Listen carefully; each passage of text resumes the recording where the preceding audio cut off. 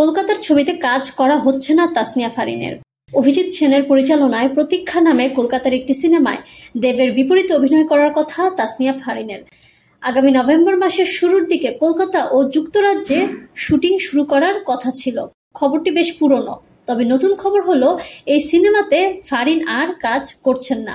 কেন হচ্ছে না জানতে চাইলে অভিনেত্রী বলেন, আওয়ামী সরকারের পতনের পর বাংলাদেশ থেকে ভারতের ভিসা জটিলতা তৈরি হয়েছে। ভিসা পেতে সময় লাগছে, নির্ধারিত সময়ের মধ্যে শুটিং করা না গেলে সমস্যা, কারণ ওই সময় শুটিং শুরু করা না গেলে মিঠুন চক্রবর্তী ও দেবের শিডিউল পাওয়া যাবে না। কিন্তু সঠিক সময় বাংলাদেশ থেকে ভিসা পাওয়াও অনিশ্চিত। এসব কারণে ছবিটিতে কাজ করা হচ্ছে না আমার।